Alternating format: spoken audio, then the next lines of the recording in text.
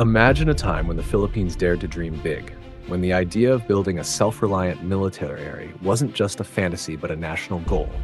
A time when President Ferdinand Marcos set out to create helicopters, firearms, and defense technologies right here on Philippine soil. This wasn't just about defending the country, it was about proving that we as a nation could stand on our own. It was bold, it was ambitious, and it was complicated. But what happened to those dreams? Did the Philippines achieve military self-sufficiency, or did these projects fade into history? In this video, we dive deep into the bold attempts of the Marcos era to build a Philippine defense industry, an era of innovation, challenges, and a vision that still influences us today. Join me as we explore the legacy of Marcos's military vision, the efforts to create Filipino-made helicopters, rifles, and more. What were the successes? What were the failures? And why does this story still matter today? In the 1970s, the Philippines stood at a pivotal moment. President Ferdinand Marcos, a leader with a clear vision for the future, aimed for greatness not just in the political and economic sphere, but also in national defense. He believed the Philippines should be self-reliant, capable of building its own military equipment, reducing the country's dependence on foreign powers. This was no small dream. It was a grand strategy that reflected both ambition and confidence in the Filipino people's potential. During this time, nationalism was on the rise, and the idea of an independent defense capability was not only seen as a practical necessity, but also as a source of national pride. Marcos envisioned Filipino soldiers equipped with Filipino-made weapons, flying locally manufactured helicopters, and using advanced systems developed right here in the archipelago. It was a vision that seemed almost impossible for a country still developing its industrial base, but the will to achieve it was undeniable. This was more than just a military strategy. It was a statement to the world. Marcos wanted to show that the Philippines could stand on its own 2 feet, unshackled from the influence of global superpowers. The Philippine Aerospace Development Corporation, or PADC, became the centerpiece of this dream. Here, the ambition to create a homegrown aerospace industry was born, a bold and unprecedented move for Southeast Asia. The PADC's flagship project was the Defiant 300, a locally designed helicopter meant to showcase the capabilities of Filipino engineers. Building a helicopter from scratch was a significant technical challenge, especially for a country that had never developed one before. But despite the odds, the project moved forward, a testament to the determination of the Marcos administration. Creating the Defiant 300 required not only technical knowledge, but also a deep collaboration between engineers, workers, and military officials. The goal was clear: to prove that the Philippines could produce military hardware capable of defending its skies. The helicopter may not have achieved mass production, but it represented an important milestone. It showed that we had the potential to innovate and create, even in areas that seemed far beyond our grasp. The significance of the Defiant 300 project cannot be understated. While it may have faced technical and financial hurdles, its existence symbolized a leap forward for the country. It was a bold attempt to enter the aerospace industry, something very few nations in Southeast Asia were even contemplating at the time. By taking on such an ambitious project, Marcos and his team were demonstrating to the world that the Philippines was not just a passive player in global affairs, but a nation capable of forging its own path. But Marcos' vision didn't stop with helicopters. His administration also set its sights on developing locally produced firearms. The Squires Bingham M16's TA was one such effort, a Filipino version of the widely used American M16 assault rifle. Developing firearms on this scale was a huge undertaking, requiring both technical expertise and manufacturing infrastructure that was still in its infancy. The fact that the Philippines even attempted to produce its own version of the M16 was remarkable. It was a clear indication of Marcos's belief in Filipino capability. He didn't want our soldiers to rely on foreign imports indefinitely.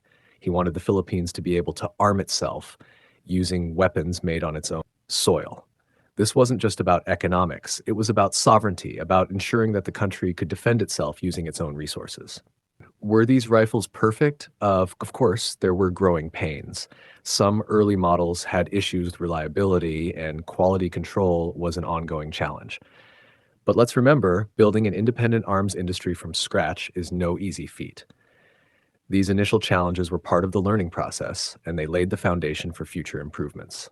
Despite these challenges, Filipino-made rifles were used by our soldiers. In the midst of training exercises and on the field, these weapons were a symbol of our nation's drive towards self-reliance. While foreign-made equipment still played a major role in our military, the production of Filipino firearms was a powerful signal that we were taking steps toward independence in our defense capabilities.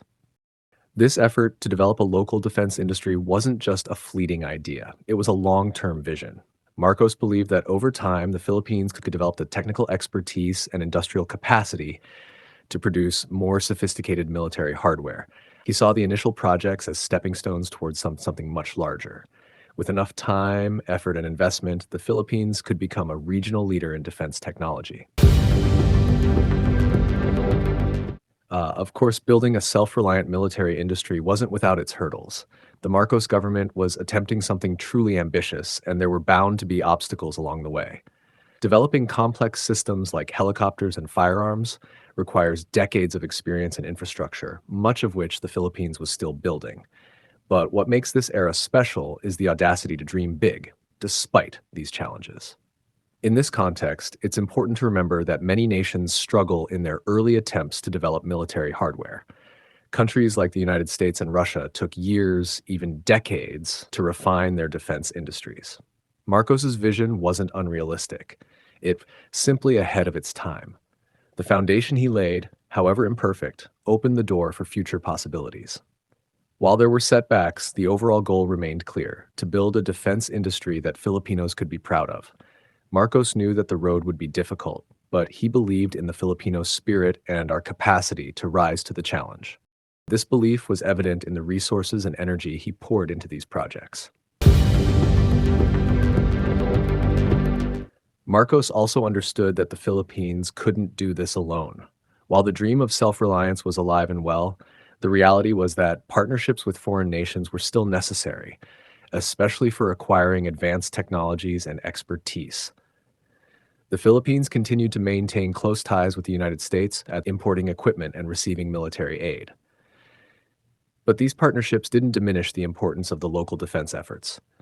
Rather, they complemented them.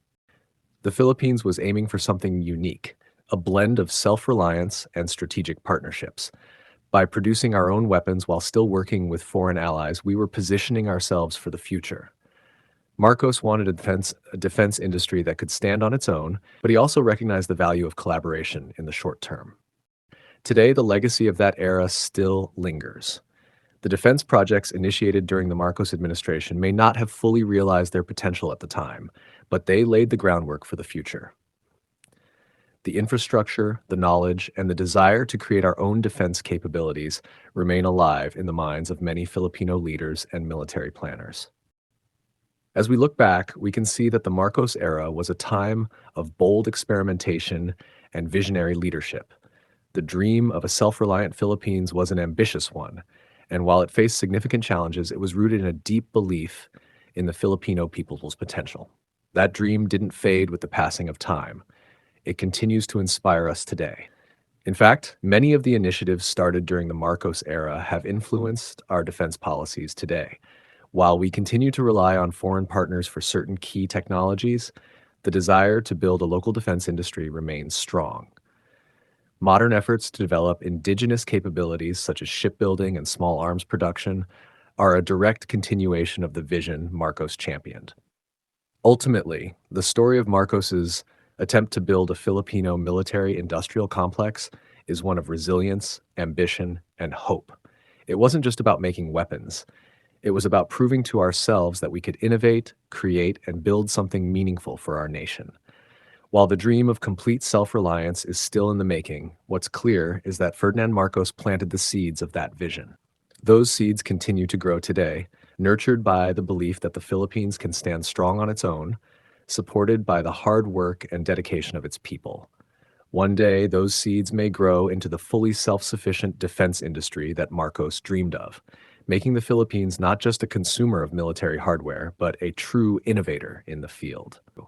And when that day comes, We will look back at these early efforts, not as failures, but as the necessary first steps toward a brighter, stronger, and more independent future. So, what does this all mean for us today? The efforts of the Marcos era were more than just projects on paper. They were the first bold steps toward a dream of self-reliance.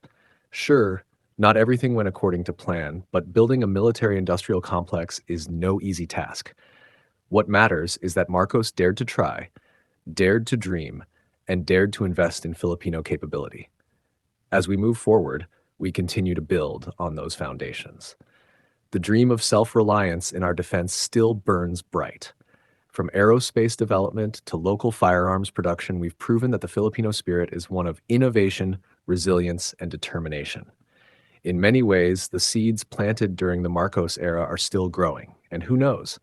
In the future, we might finally see a fully self-sufficient defense industry emerge from those early ambitions. But one thing is certain.